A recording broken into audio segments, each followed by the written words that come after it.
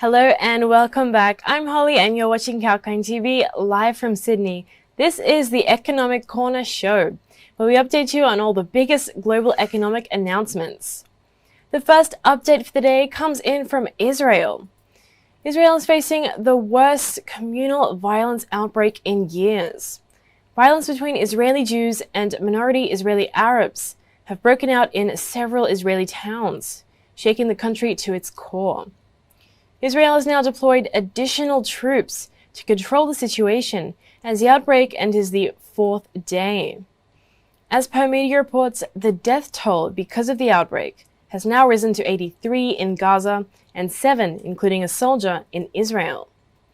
Prime Minister Benjamin Netanyahu, who is on the cusp of losing his premiership before the latest outbreak of violence, said on Thursday that he intended to bring in military forces to restore order. The U.S. Secretary of State Antony Blinken said while speaking to the media that the U.S. was deeply concerned about the violence in the streets of Israel. Israelis and Palestinians deserve to take part in the religious celebrations without fear of violence. U.S. believe that Israelis and Palestinians deserve equal measures of freedom, security, dignity, and prosperity. The U.S. was deeply engaged in efforts to de-escalate the situation. Meanwhile, commenting on the Colonial pipeline shutdown, President Biden said that the U.S. government has strong reason to believe the hackers behind a massive cyber attack that shut down the Colonial petroleum pipeline were based in Russia, as he urged Americans to not panic over temporary fuel shortages. He said that the United States has been in direct communication with Moscow about the imperative for responsible countries to take decisive action against these ransomware networks, and hoped to discuss the issue with Russia's President Vladimir Putin.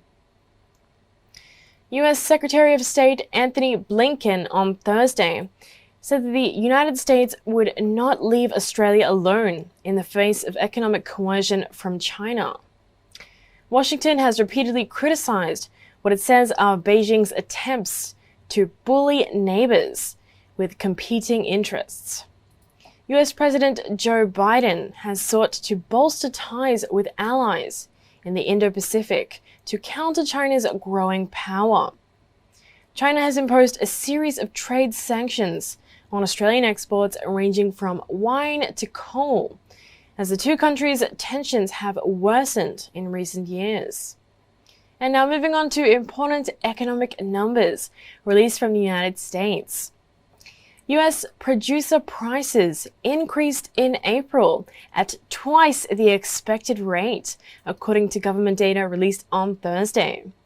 The producer price index rose 0.6% last month, according to the U.S. Bureau of Labor Statistics. The gauge spiked 6.2% for the 12 months ending April, marking the largest increase since the agency started tracking the data in 2010. The Producer Prices Index came into focus after Wednesday's Consumer Prices Report showed hotter than expected inflation and triggered a big sell-off in the stock market. Meanwhile, initial unemployment claims dropped more than expected to a fresh pandemic-era low, with new filings inching back toward pre-pandemic levels, as more vaccinated Americans return to work and in-person activities resume. The Department of Labor has released its weekly report on the new jobless claims on Thursday. Initial jobless claims for the week ending May 8th came in at 473,000. Continuing claims from the week May 1st came in at 3.655 million, as opposed to 3.65 million as expected. On the other hand, the manufacturing sector in New Zealand continued to expand in April, according to the latest survey from Business NZ, revealed on Friday, with a performance of a manufacturing index score of 58.4. The reading is down from 63.6 in March, although it remains well above the boom or bust line of 50 that separates expansion from contraction. Individually, production, employment, new orders, finished stocks, and deliveries all were in expansion territory. And now for the updates from the pandemic recovery phase. The top US public health agencies have said that fully vaccinated people could forego face coverings in almost all indoor and outdoor settings. The announcement comes in as a significant loosening of social distancing guidance that President Biden hailed as a great milestone in the fight against the pandemic. The CDC announcement will pave the way for a faster reopening of offices and schools, as states have dropped pandemic-related restrictions and allowed people to travel and socialize more freely. Some states, such as Texas, have already abandoned their own mask requirements. Meanwhile, a UK study has revealed that extending the interval between doses of the BioNTech Pfizer vaccine from 3 to 12 weeks strengthens the antibody response in elderly people. The researchers at Birmingham University, working in collaboration with Public Health England, said their findings vindicated the UK government's controversial decision in December to wait 12 weeks between the first and second doses, rather than the 21 days recommended by Pfizer's clinical trials. Another UK study in which people received different jabs for their first and second doses revealed that mixing COVID-19 vaccines increases the risk of unpleasant short-term side effects, such as fatigue and fever. Mixed dosing is under consideration in several parts of the world, either because of safety concerns about the Oxford-AstraZeneca jab or to help spin out scarce supplies.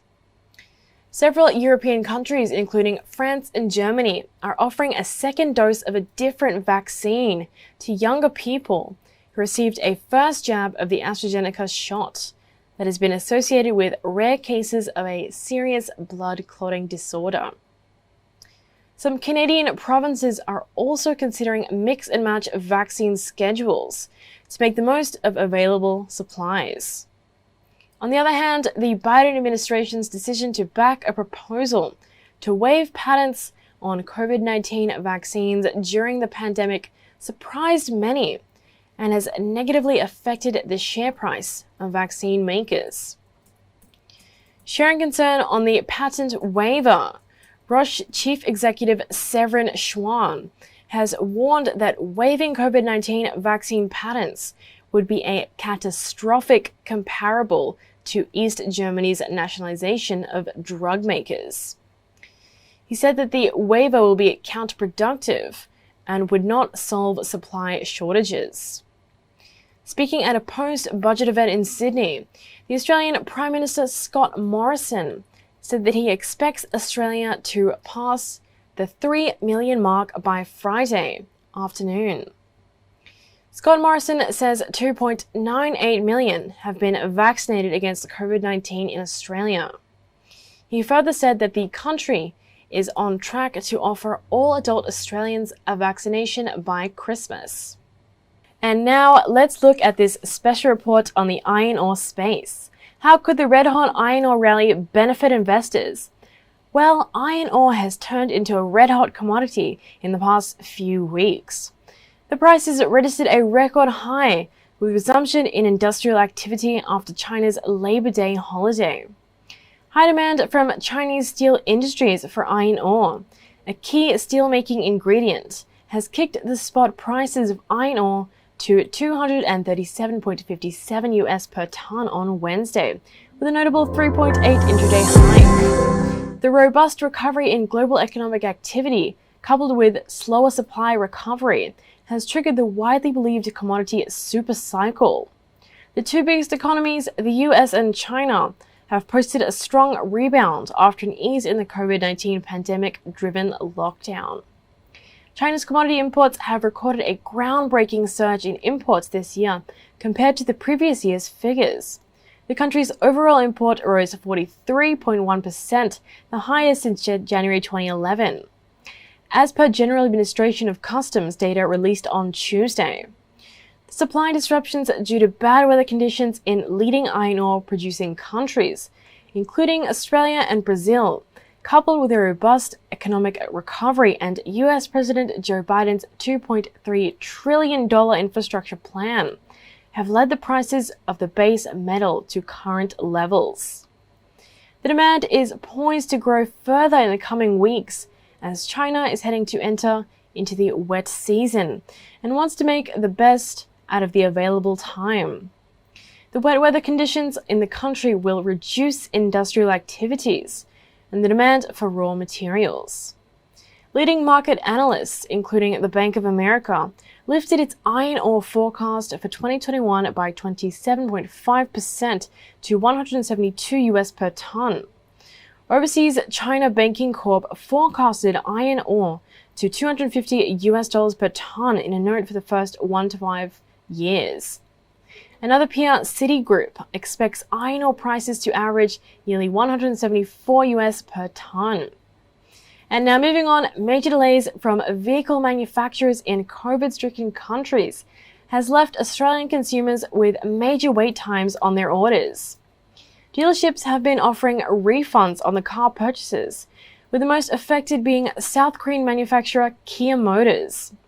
The skyrocketing number of Australians in the market for a new car has crossed paths with the production halts from factories abroad, resulting from the pandemic.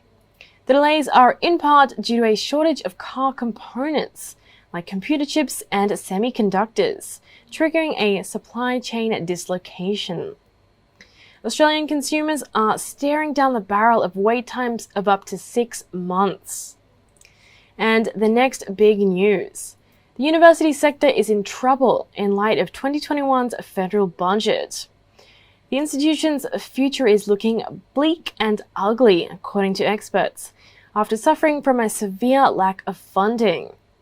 Steep declines in enrollment from both international and domestic students has coupled with the lack of budget relief and a new funding regime. Although 2020 saw a $1 billion boost for research to compensate for dried up international student revenue, the same funding has not been repeated this year. Dire outcomes for the research sector and the global ranking of Australian universities are expected, on top of the already monumental layoffs of university staff. Well, that is all from the Economic Corner for today. Stay tuned for more of the latest news and market updates. My colleague Sage will be here shortly with the market close report for today.